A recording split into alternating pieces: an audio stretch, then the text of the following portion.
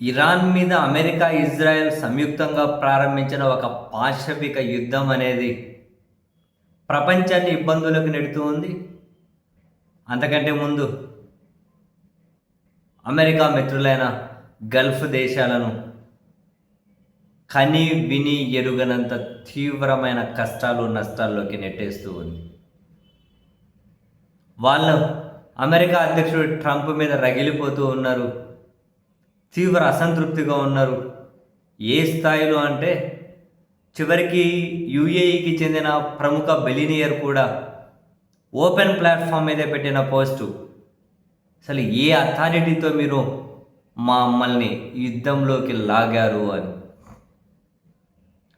Gulf దేశాలకు చెందిన అధికారులు కూడా ఆఫ్ ది రికార్డుగా మీడియాలతో ఆఫ్ ది రికార్డుగా జర్నలిస్టులతో మాట్లాడుతూ తీవ్ర అసంతృప్తిని వ్యక్తం చేస్తూ ఉన్నారు అని అంతర్జాతీయ మీడియా సంస్థలు రిపోర్ట్ చేస్తూ ఉన్నాయి. 1-2 రోజులకు మించి ఉండదు అని చెప్పి మాకు మాటిచ్చారు. అయినా యుద్ధం అని చెప్పి మాకు సమాచారం ఇవ్వలేదు. ఏదో స్ట్రైక్స్ 1 రోజే ఉంటాయని చెప్పారు. కానీ ఇది పూర్తి స్థాయి యుద్ధంగా మారింది. మేము ముందే చెప్పాము, ఒకవేళ ఇది యుద్ధం అయితే మాత్రం మమ్మల్ని తీవ్ర కష్టాల్లోకి, అశాంతిలోకి నెట్టేస్తుంది. అంటే ఇది యుద్ధం కాదని చెప్పారు, జస్ట్ స్ట్రైక్స్ అన్నారు. అది 1 రోజు మ్యాక్సిమం 2 రోజులకు మించి ఉండవన్నారు.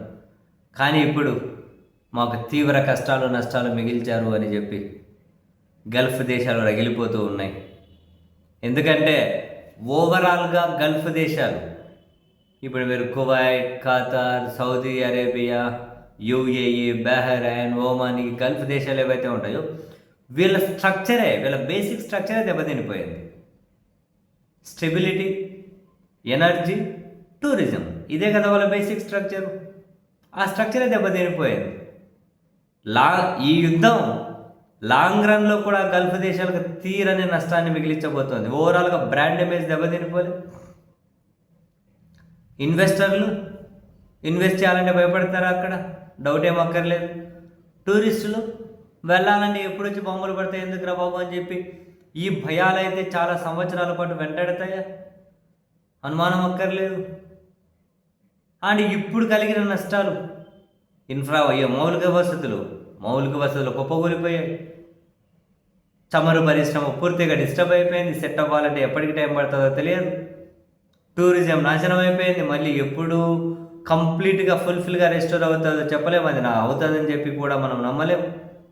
ఇరాన్తో ఇంకా వీళ్ళకు పూర్తి స్థాయి వైరం లైఫ్ లాంగ్ ఉండేటట్లు ఉంది.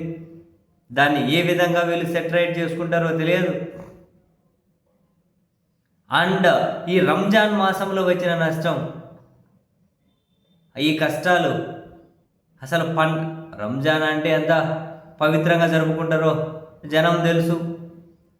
అక్కడ రంజాన్ అంటే గల్ఫ్ కంట్రీస్లో రాత్రిపూట ప్రార్థనలు, కుటుంబ సమావేశాలు, కుటుంబ మీటింగ్స్, ప్రత్యేకంగా షాపింగులు, ప్రత్యేకంగా ఫుడ్ స్టాల్ ఉండేటివి, మొత్తం కలకలలాడిపోతూ ఉండేటివి రంజాన్ మాసంలో. ఇప్పుడు బాంబుల మోత, బయట అడుగు పెట్టాలంటే భయపడుతున్నారు. స్కూళ్ళు సెలవు, పరీక్షలు లేవు, రోడ్డు మీదకి రాలేకున్నారు, షాపింగ్ మాల్ లేవు, రెస్టారెంట్ లేవు, ఫుడ్ స్టాల్ లేవు, కుటుంబ సమావేశాలు లేవు. ఎప్పుడు వచ్చి క్షిపణి ఢీకొంటుందో భయం, బంకర్లలో దాక్కోమంటున్నారు, ప్రార్థనలు లేవు, రగిలిపోతూ ఉన్నారు. మమ్మల్ని అమెరికా మోసం చేసింది అని. అంతేకాదు, ఇప్పుడు ఇరాన్ నుంచి ఇంత ప్రతిఘటన ఊహించలేదు కదా అమెరికా. వాళ్ళు ఎంతసేపు ఉన్నా ఇజ్రాయెల్ను కాపాడడానికి అండ్ అమెరికా బలగాలను కాపాడుకోవడానికి వాళ్ళ శక్తిని అంతా సరిపోవట్లేదు. ఇంక ఇప్పుడు వీళ్ళని గాలికి వదిలేశారు. ఇది కూడా గల్ఫ్ కంట్రీస్ అమెరికా అధ్యక్షుడి మీద కోపానికి కారణం. నాకు తెలిసి భవిష్యత్తులో వీళ్ళు ఇంక అమెరికా మీద ఆధారపడకుండా పూర్తిగా వీళ్ళు రక్షణాత్మకమైన చర్యలు తీసుకునే విధంగా అడుగులు వేసినప్పుడు ఆశ్చర్యం లేదేమో. ఆశ్చర్యం ఉండకపోవచ్చు. అమెరికా నమ్మి బాగుపడ్డాడు ఇవ్వలేడు, అది వేరే విషయం. కానీ చరిత్ర మీరు చూడండి, దేని నుంచైనా అనుమానం వస్తే ఆల్ఖైదా నుంచి కూడా మొదలెట్టండి. ఎందుకంటే దాని సృష్టికర్త అమెరికా అన్నది జగమెరిగిన సత్యం కాబట్టి. ఎక్కడి నుంచైనా మొదలెట్టండి, ఎక్కడైనా ముగించండి.